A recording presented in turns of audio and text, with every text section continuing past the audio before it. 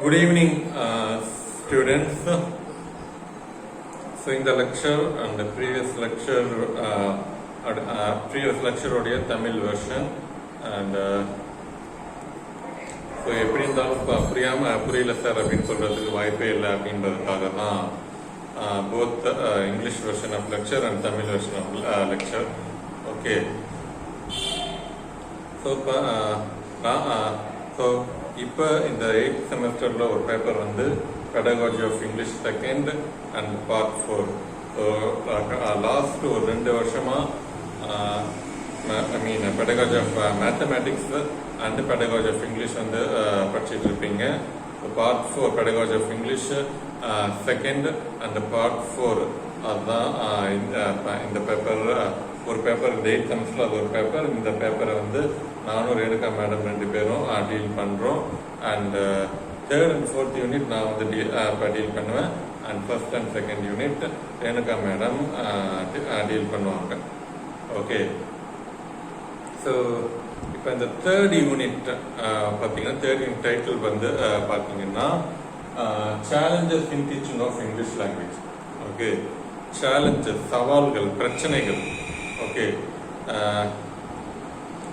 ஒரு இங்கிலீஷ் டீச்சரா அண்ட் ஒரு English teacher English language Indian ஸ்டூடெண்ட்ஸுக்கு சொல்லிக் கொடுக்குற போது என்னென்ன சவால்கள், என்னென்ன பிரச்சனைகள், என்னென்ன சிக்கல்கள் அதெல்லாம் ஏற்படுது அப்படின்றது தான் இந்த யூனிட்.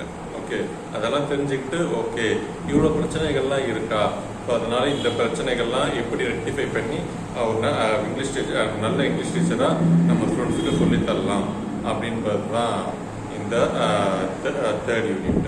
ஓகே, ஸோ இப்போ இந்த 3rd யூனிட்டுக்கான ஒரு இன்ட்ரோடக்டரி லெக்சர் தான் இந்த வீடியோ. ஸோ இந்த 3rd யூனிட்டுக்கான ஒரு இன்ட்ரோடக்ஷன் அப்படின்னு வர்றப்ப இங்கிலீஷ் செகண்ட் லாங்குவேஜ் அப்படின்னா என்ன அப்படின்னு தெரிஞ்சுக்கணும். இது வந்து கிட்டத்தட்ட கூகுள் மீட் கிளாஸ்லேயே கூகுள் கிளாஸ் ரூம்லேயே இப்போ சொல்லியாச்சு. அதனுடைய ஒரு எலாபரேட் வெர்ஷன் தான் இது. Okay, so English second language அப்படின்னா ஒரு எஜுகேஷன் சிஸ்டம். ஓகே, நான் ஃபாலோ பண்ணுறது ஆக்சுவலி வெஸ்டர்ன் எஜுகேஷன் சிஸ்டம் தான். அண்ட் வெஸ்டர்ன் எஜுகேஷன் சிஸ்டம் அப்படின்னு வர்றப்ப இந்த ஒரு லாங்குவேஜ், ஒரு மொழியை வந்து நம்ம கண்டிப்பாக கற்றுக்கணும்.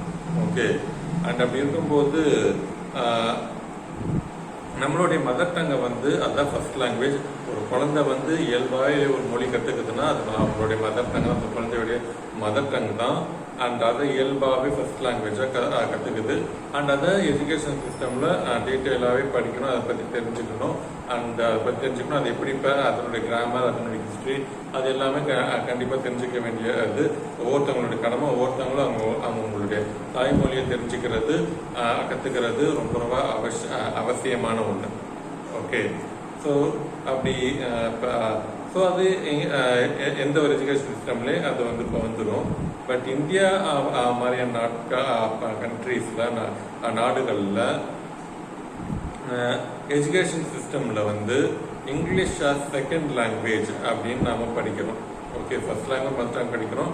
அண்ட் இன்னொரு மொழியும் கண்டிப்பாக படித்தாகணும் அப்படின்ற ஒரு சுச்சுவேஷன், ஒரு நிலைமை வந்து நமக்கு வந்து ஏற்படுது.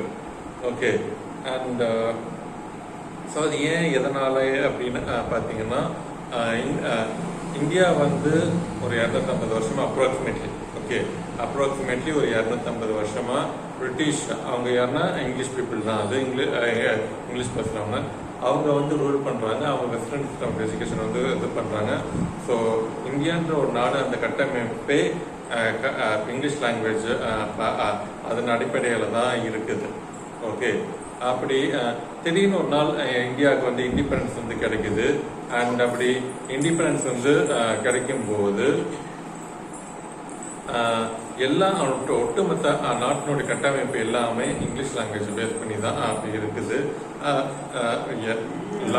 கோர்ட் லாங்குவேஜாக இருக்கட்டும், அல்லது ஃபைனான்ஸ் டாக்குமெண்ட்டாக இருக்கட்டும், ஆஃபீஸில் உள்ள எல்லாமே இங்கிலீஷ் லாங்குவேஜ் பேஸ் பண்ணி தான் இருக்குது. And another most important reason, India is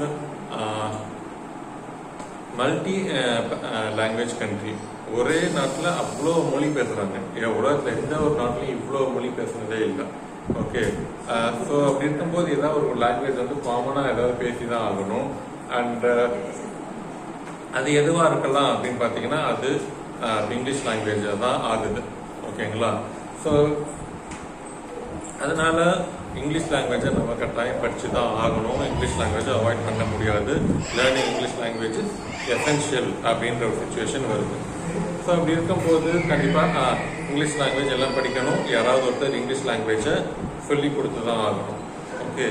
so அப்படி இருக்கும்போது ஒரு முக்கியமான ஃபேக்டர் என்ன ஆகுது அப்படின்னா இந்தியன் ஸ்டூடெண்ட்டும் சரி இந்தியன் டீச்சர்ஸும் சரி ரெண்டு பேருக்குமே அவங்களுடைய மதர் டங் வந்து இங்கிலீஷ் லாங்குவேஜ் கிடையாது.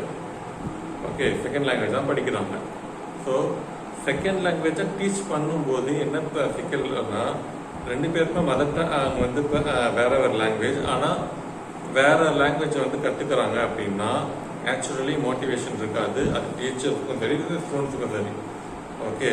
ஸோ இப்படி இருக்கும்போது ஏதாவது பண்ணி டீச்சர் வந்து ஸ்டூடெண்ட்ஸை மோட்டிவேட் பண்ணாதான் உண்டு.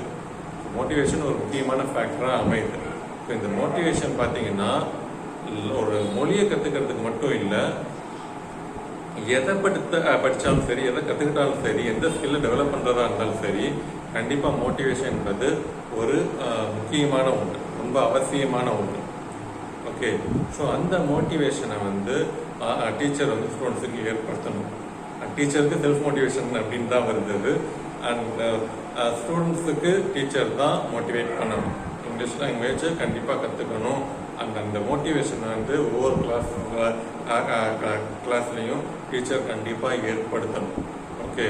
ஸோ அது ஒரு ஃபேக்டர். அண்ட் ஸோ இதை தவிர்த்து ஒரு 13 பாயிண்ட்ஸ் வந்து நான் வந்து கலெக்ட் பண்ணியிருக்கேன். அது ஒவ்வொரு வீடியோவாக நான் வந்து சொல்கிறேன்.